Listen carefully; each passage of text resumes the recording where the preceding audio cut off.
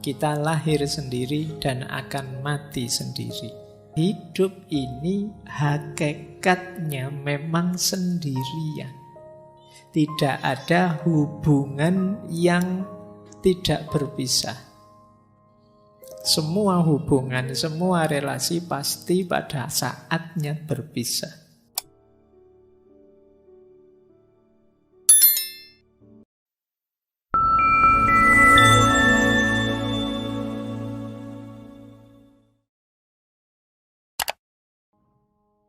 Assalamualaikum warahmatullahi wabarakatuh. Bismillahirrahmanirrahim. Baik, malam hari ini sebenarnya tema yang beberapa minta saya membahas ini tentang kesendirian. Ini tidak ada hubungannya dengan jomblo atau tidak jomblo ya. Kesendirian saya tidak ngomong di level itu. Bahwa mungkin kalian merasa kok tidak dapat pasangan Pak, itu tidak ada hubungannya dengan itu. Malam hari ini kita agak dalam membahas kesendirian ini. Nanti teman-teman memutuskan sendiri ya. Malam hari ini kita elaborasi fitrah kesendirian.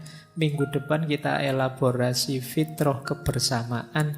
Kira-kira manusia itu lebih kuat di mana?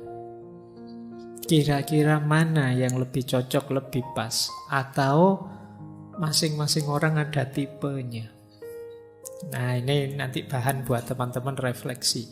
Jadi ngaji kita setiap malam Kamis itu bagi saya mancing teman-teman untuk berpikir. Jangan kesusu ditelan, harus dicerna dulu. Karena obat yang sama tidak pasti manjur untuk semua orang. Karena mungkin masing-masing orang penyakitnya beda-beda. Kadang-kadang kita itu kan kayak ngaji ini kan temanya banyak, isinya macam-macam, terus kita rasanya pingin semuanya. Pingin hebat di semua bidang, dan itu mustahil. Makanya saya buka dengan kalimatnya Simone de Beauvoir. Ini tidak ada hubungannya dengan kesendirian, tapi menarik kalimatnya. Jadi dia menyindir kerakusan kita. Kata Simone de Beauvoir, betapa rakusnya aku. Aku ingin segalanya dalam hidup ini. Aku ingin menjadi seorang wanita, tapi sekaligus seperti pria. Jadi ingin seperti wanita kan feminin, tapi aku ingin kadang-kadang ya bisa maskulin. Aku ingin banyak teman, tapi juga punya waktu untuk menikmati kesendirian. Aku ingin kerja, tapi sekaligus bisa nulis, kata Simone de Beauvoir. Aku ingin banyak kegiatan, tapi bisa seneng-seneng. Aku ingin memenuhi keinginan, ini kan egois, tapi aku juga ingin jadi orang yang tidak egois. Dan itu kita itu sering serakah. Nonton drama Korea, wah asik aku koyo aktornya itu ya. Wah kalau bisa kayak gitu asik. Nanti nonton perang-perang tembak-tembakan, wah kalau kayak jagonya itu hebat aku. Kok apa diingini? Maka kata Simone de Beauvoir, lihat, sulit bukan untuk mendapatkan semua yang aku inginkan. Begitupun kalau keinginan tidak terpenuhi, kemarahanku meledak. Ini yang sering saya wanti-wanti, yuk tahu diri, tahu batas. Kunci awal batas itu ada di keinginan. Kita harus jeli benar memutuskan apa yang harus aku inginkan. Begitu meleset, kita akan stres. Yang harusnya tidak diinginkan kok kita inginkan, wis itu mati-matian mesti teman-teman. Jadi dan diingatkan oleh Simone de Beauvoir ini, beliau ini pasangannya Sartre, filosof eksistensialis, meskipun beliau lebih dikenal filsafatnya dalam hal feminisme. Baik, jadi kita buka dengan ini untuk mengingatkan ya, yang baik itu banyak. Tapi yang baik, yang cocok dan pas untuk situasi teman-teman itu apa? Perlu perenungan agak dalam. Tidak sekedar baik langsung dicomot. Kita harus ngecek ini kompatibel apa enggak dengan saya. Ngaji Al-Quran dengan jahar keras itu baik, tapi kok di tengah-tengah kayak gini ngaji terus kamu ngaji Yasin, itu ya tidak kompatibel kebaikanmu dengan situasi saat ini. Jadi maka di antara tahu batas dalam hidup itu, kita tahu batas keinginan kita, mana yang harus kita inginkan, mana yang tidak cocok untuk kita inginkan sekarang. Mungkin besok, mungkin lusa, mungkin minggu depan baru cocok. Jadi yang sulit dalam hidup ini bukan milih antara yang benar dan buruk. Kalau ini lebih mudah. Saya harus jujur apa bohong, Pak? Ya mesti aja jujur. Tapi yang sulit itu antara yang baik dengan yang baik. Pak, saya harus jujur atau membesarkan hatinya? Beda kan? Membesarkan hati itu kan kadang-kadang agak bohong.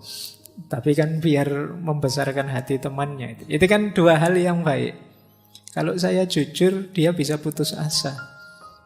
Tapi kalau saya tidak jujur, jangan-jangan saya berdosa. Nah, ini kan dua hal yang sama-sama baik. Kalau temanmu tanya misalnya, hari ini aku cakep enggak? Itu kan jawabnya dilematis. Kamu mau jawab jujur, nanti dia putus asa. Kalau saya bohong, tapi kok jangan-jangan dia malah tidak bagus buat dirinya, tidak paham kenyataan dirinya, itu kan sulit. Dua-duanya sama-sama baik. Jadi yang sulit justru di situ. Maka pinter-pinter kita membaca situasi. Makanya filsafat itu cinta kebijaksanaan. Tidak sekedar kebenaran atau kebaikan. Bijaksana itu bisa milih ini tadi. Mana situasi yang pas, mana yang cocok sesuai ruang dan waktunya. Ya kayak malam hari ini ada banyak adik-adik kecil rame. Tapi kan wajar kecil. Kalau kalian yang rame bisa dipukuli temanmu. Jadi ini proporsional pas gitu loh. Kamu tidak bisa marahi, kasihan kalau dia dimarahi. Yang kecil-kecil, tapi kalau yang besar-besar sudah layak untuk dimarahi. Nah ini pentingnya kita ngerti situasi, kompatibilitas keputusan kita dengan situasi. Baik, bismillah. Nah, sekarang kita belajar tentang kesendirian. Ini nanti juga teman-teman harus tahu takarannya. Kapan saya harus sendiri? Kapan saatnya saya berbaur? Bismillah ya, kita mulai. Saya awali dari makna-makna. Jadi ada dua istilah yang terkenal sekali kalau dalam bahasa Inggris, yaitu loneliness dan solitude. Ini dua-duanya artinya kesendirian, kesepian, tapi maknanya berlawanan. Jadi loneliness itu kesannya agak negatif, kalau solitude itu positif. Jadi sendiri yang positif dan sendiri yang negatif. Sendiri yang negatif itu kita menyebutnya kesepian. Kalau sendiri dan kita kesepian itu kan tersiksa. Kesepian itu di situ saya tulis bagian dari yang kita rasakan saat sendiri. Ada loh orang yang sendiri tapi tidak kesepian. Biasanya memang dia senengnya sendiri. Makanya saya sebut itu di situ ada istilah menyendiri. Menyendiri itu memang orang yang dorongan jiwanya ingin sendiri. Jadi ada loneliness, ada solitude. Itu saya ambil dari Paul Tillich, teolog filosof. Dalam bukunya the eternal now. Jadi apakah kesendirian itu menyakitkan, Pak? Kalau loneliness iya, tapi kalau solitude tidak. Nanti kita akan paham bedanya apa. Jadi kalau pakai istilah bahasa Inggris ya, ada alone, ada lonely, ada solitude. Alone itu sendiri. Sendiri itu fakta. Banyak orang yang tidak mau aku sendirian, tapi faktanya sendiri. Kenyataan hidup itu alone. Pak, saya datang ngaji sendirian. Nah, itu alone. Tapi kalau Pak, saya datang ngaji kesepian saya, Pak. Nah, itu rasamu. Nah, Pak, saya datang ngaji memang ingin duduk di pojok biar tidak terganggu. Ini menyendiri namanya. Nah, bedanya di situ. Ada orang yang sendiri dan tersiksa, ada yang tidak. Jadi ini bedanya ya, sendirian dan kesepian. Kalau ada temanmu, kamu sendirian enggak? Oh ya sendirian, tak temeni ya. Enggak mesti dia seneng kamu temeni. Karena kalau dia pas sendirian dan dia sukanya memang sendirian, kamu datang dan menemani, itu dia terganggu. Allah, kamu malah menemani, ini makanan mesti jatahnya harus dibagi. Iya, mesti setelah ini minta hotspot mesti. Setelah ini, iya kan? Kamu malah ganggu. Wong dia sendirian nyaman kok, kamu malah datang pengen menemani. Kecuali dia kesepian aku. Butuh teman, itu baru kamu hadir menemani.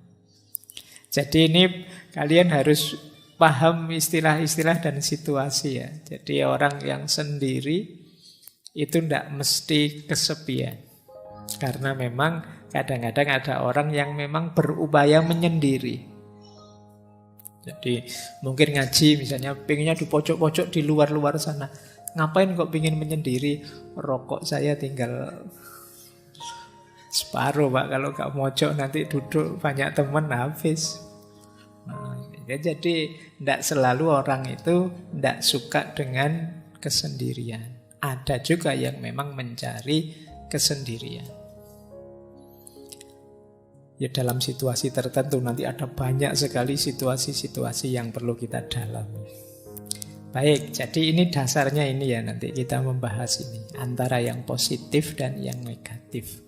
Antara sekedar sendirian dan yang tersiksa oleh kesendirian namanya kesepian, atau orang yang memang sengaja ingin sendiri. Hari ini banyak yang pakai istilah me time. Berarti ini waktunya buat aku saja. Aku tidak pengen diganggu, tidak pengen. Pokoknya yang aku suka saja menikmati hidupku, diriku sendiri. Baik, kita lanjutkan wawasan selanjutnya. Nah, ada banyak pandangan yang menyebut bahwa hidup ini hakikatnya memang sendirian. Jadi kondisi dasar kehidupan manusia itu sendirian. Mungkin teman-teman pernah dengar semacam peribahasa, kita lahir sendirian, hidup sendirian, dan mati juga sendirian. Berarti hakikatnya sendirian hidup ini. Kondisi murni dasar manusia itu sendirian. Tapi kan dalam kenyataannya kita berhubungan, Pak. Kita berinteraksi dengan orang, Pak. Nah, interaksi dan hubungan itu kalau sendirian tadi yang hakiki, berarti interaksi dan hubungan itu sifatnya artifisial. Jadi sifatnya tidak hakiki. Tidak ada hubungan yang tidak berpisah. Semua hubungan, semua relasi pasti pada saatnya berpisah. Berarti memang hakikat hidup ini sendiri. Maka teman-teman tidak perlu malu, tidak perlu gentar kalau kamu sampai usia sekian kok tidak punya pasangan, sendiri saja. Loh, ini yang hakiki justru seperti ini. Jadi hakikatnya hidup itu justru ini. Nah, makanya di situ saya kutip ya, ini kalimat dari Osho. Osho ini seorang tokoh filosof spiritual mistik India, punya aliran namanya Rajneesh. Kapan-kapan kita bahas beliau, seorang manusia spiritual.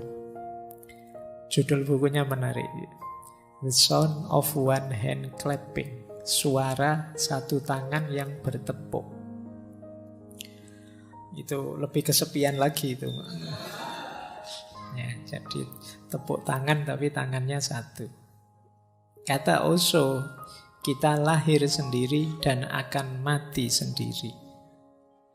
Di antara dua kenyataan tersebut, kita menciptakan 1001 ilusi tentang kebersamaan. Yakni semua jenis hubungan, pertemanan, permusuhan, cinta, kebencian, dan seterusnya.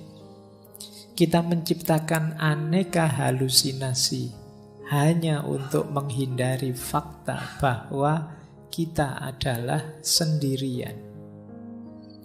Namun apapun yang kita lakukan, kebenaran tidak dapat berubah. Bahwa memang hakikatnya kita sendiri.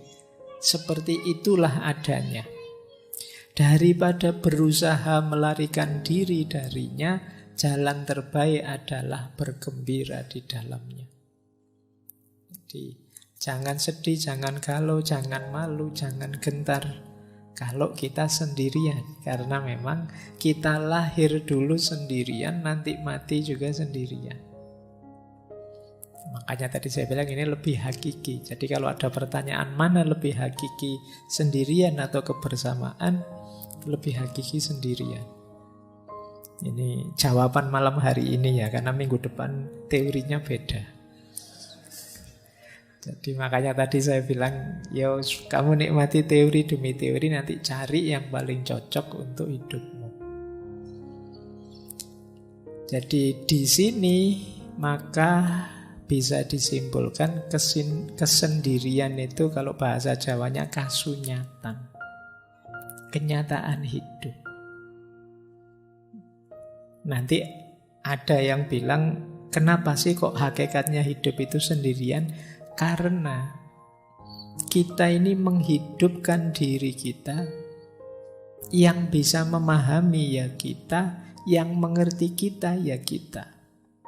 Tidak ada orang yang bisa memahami kita sampai detail, sampai level paling kecil.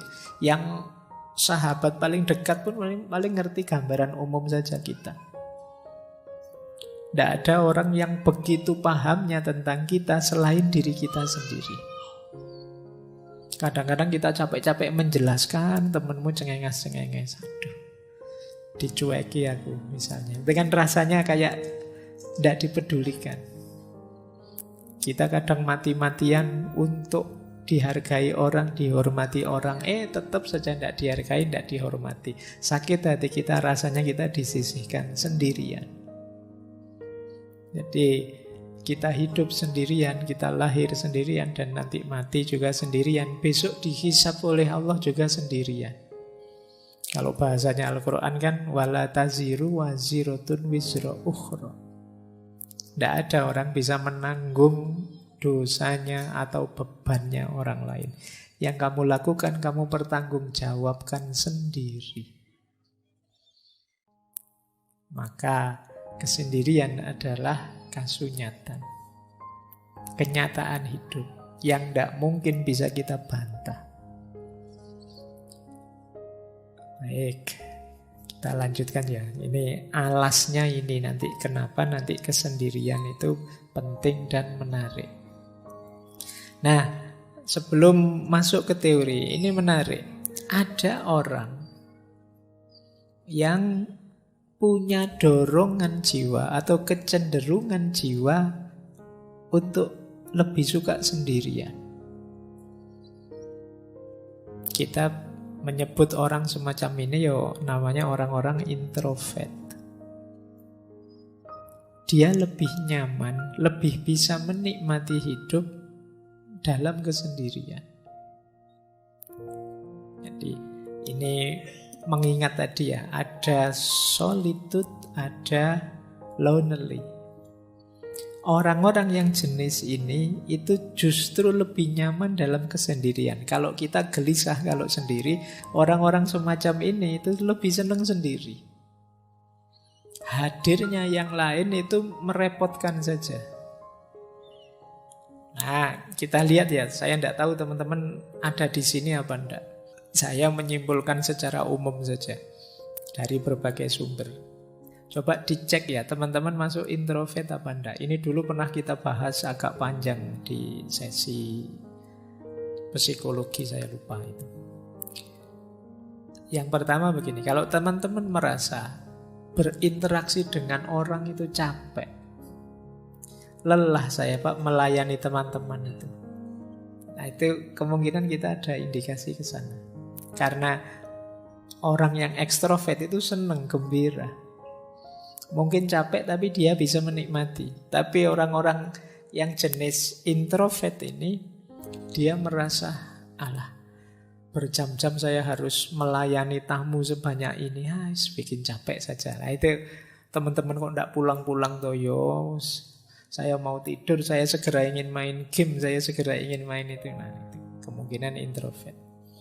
Yang kedua, circle-nya kecil. Orang-orang yang senang sendirian itu biasanya ya circle-nya tidak banyak. Temannya 1, 2, 3 dan hanya itu-itu saja. Lebih suka menghabiskan waktu sendirian. Orang semacam ini self-healing terbaik menurut dia ya di rumah, di kamar. Kalian kan sering ngajak, yuk healing, yuk jalan-jalan. Healing itu kan selama ini kita mengartikan kemana tuh kayak jalan-jalan kayak. Tapi bagi orang ini healing terbaik itu ya di kamar. Jadi begitu masuk kamar itu disitulah surganya. Nah kalau ada yang seperti ini mungkin kalian ada jiwanya agak introvert.